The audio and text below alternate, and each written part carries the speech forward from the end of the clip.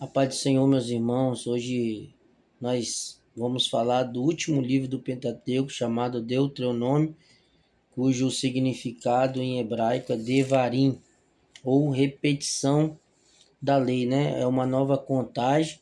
Os irmãos que estudou o último vídeo de Números 26 vai ter uma nova contagem, né? Todos aqueles que murmuraram, aqueles que não acreditaram, né? Eles ficaram no deserto, morreram, né? A sua geração não conseguiu chegar até Canaã. Então, vai ter uma nova repetição de lei, né?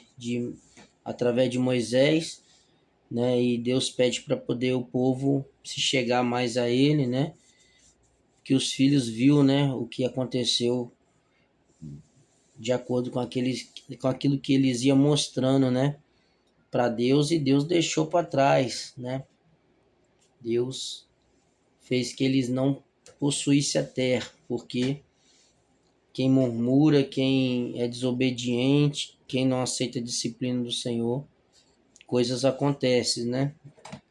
E essas coisas às vezes pode deixar a gente para trás e não levarmos nós a lugares que Deus quer, e até mesmo nós acreditaríamos que chegaria, né? Então, o livro de Deuteronômio, o último livro do Pentateuco, a qual nós estamos estudando hoje, né? Os 5 primeiros livros, todos eles foram escritos por Moisés, né? Cerca de 1400 anos aí antes de Cristo foi escrito por inspiração divina através de Moisés, né? Tem muitas provas que foi Moisés que escreveu, né? No Monte Sinai ele recebeu muitas revelações de Deus. Então, até hoje os judeus consideram, né, a Taná, que é o Pentateuco, o Velho Testamento, a Torá, né, e todo o Antigo Testamento como palavra de Deus, né? Então vamos para a estrutura geral. O livro é composto por 3 grandes discursos de Moisés, mais a despedida e morte dele. Primeiro discurso, recordações do passado, do capítulo 1 ao versículo 4. Recapitula a jornada desde o Sinai até Moabe, relembra a rebeldia no deserto e a finalidade de Deus, e exorta Israel a obedecer. Segundo discurso, a lei renovada, do capítulo 5 ao 26. É o maior bloco do livro. Inclui os 10 mandamentos, no capítulo 5, repetição e reforço para a nova geração.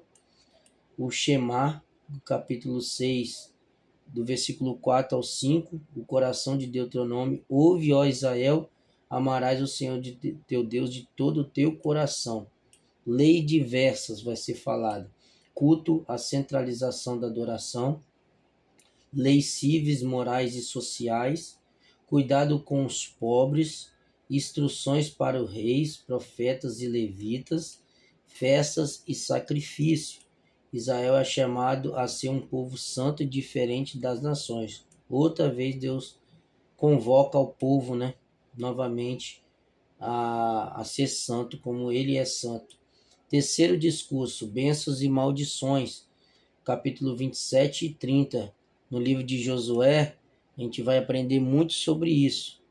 Também que Josué fez isso também quando ele fala, eu e minha casa serviremos ao Senhor.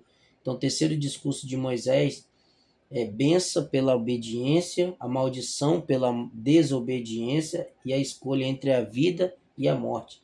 Escolhe, pois, a vida, né? Vai falar. E no quarto epígolo aqui, último Atos de Moisés, 31 ao 34 de Deuteronômio, capítulo. Moisés entrega a liderança para Josué, ele não consegue alcançar. Eu falei nos vídeos passados que ele feriu a rocha, né, por 2 vezes, né, e muitas outras coisas de atos que Moisés fez e deixou ele fora da terra prometida. Arão e Miriam já tinham morrido no capítulo 20, né, de Números, no deserto. Toda aquela geração, como Deus disse, não iria passar para Canaã, e Deus cumpriu. Só passou a geração que acreditou, que foi através de Caleb e Josué. Essa geração, através dos dois, passou, né? E Deus fez uma nova contabilidade e fez que Moisés repetisse tudo para eles seguir através daquela nova chance, nova oportunidade que Deus estava dando, e ele estava recapitulando o que os pais ouviram e não praticaram, e Deus estava mandando ele repetir para que eles fosse fazer aquilo que os pais não fizeram, e Deus está ali com outra tentativa para com eles, né? Então Moisés entrega a liderança a Josué, não consegue alcançar, né?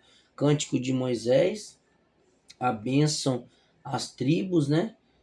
No começo de Josué a gente vai ver as separações das tribos e a morte de Moisés no Monte Nebo, né? No capítulo 34. Quais são os principais temas de Deuteronômio? Eu separei aqui, ó.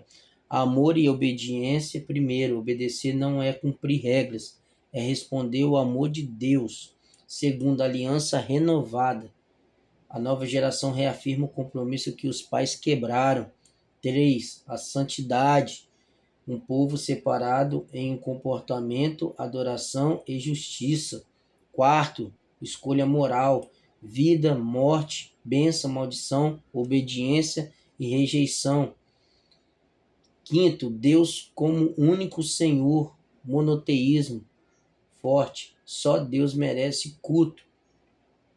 E os versículos chaves aí do Deuteronômio, capítulo 6, versos número 4 e 5, o Shema, do capítulo 8, verso 3, o homem não viverá só de pão, citado por Jesus. Capítulo 10, verso 12, o que o Senhor pede a Israel, as exigências de Deus. E o capítulo 30 ao 19, escolhe a vida, né, que eu citei logo em cima, né? Você quer vida ou morte, maldição ou maldição, bênção ou maldição, né? Obediência ou rejeição. Deus sempre propõe a nós escolhermos, né? Aí os frutos a gente colherá segundo a nossa escolha, né? Por que Deuteronômio é tão importante para nós hoje? É o coração teológico do Antigo Testamento. Jesus citou Deuteronômio mais do que qualquer outro livro durante sua tentação. Ele clarifica a relação entre graça e obediência. Amém? Se a gente colocar e guardar a palavra no nosso coração, a gente não vai pecar contra Deus. Vai ser luz para os nossos caminhos e lâmpada para os nossos pés, né? Como o salmista diz. Então dá uma revisada nesses 5 primeiros livros. Jesus citou muito sobre Deuteronômio, né? Foi falado aqui. Jesus citou, foi um dos livros que ele mais citou, né? E Deus sempre chamando, desde Levítico, quando eu gravei para os irmãos, Levítico, Deus sempre chamando o povo dele para obedecer, né? Para as leis civis, morais e sociais, né? Ao cuidado do órfão, da viúva e do estrangeiro, Deus sempre chamando para que a gente viesse ter o padrão de obedecer, de respeitar as leis, de vivê-las, né? Ter a disciplina correta. Até no Novo Testamento, Paulo diz para Corinto, tudo é com ordem e com decência. As morais, as nossas iniciativas para não pecar, ter moral no nosso lar, no nosso ambiente onde a gente entra, em todos os lugares possíveis, as morais que nos deixam nós relacionáveis com Deus, né? Que uma pessoa imoral não tem relação nenhuma, é morto espiritualmente, e as sociais, né? Eu com meu irmão, você com seu irmão e toda a sociedade. Tiago diz que a religião pura e imaculada é cuidar dos órfãos e das viúvas. Amém? Deus abençoe todos, em nome de Jesus.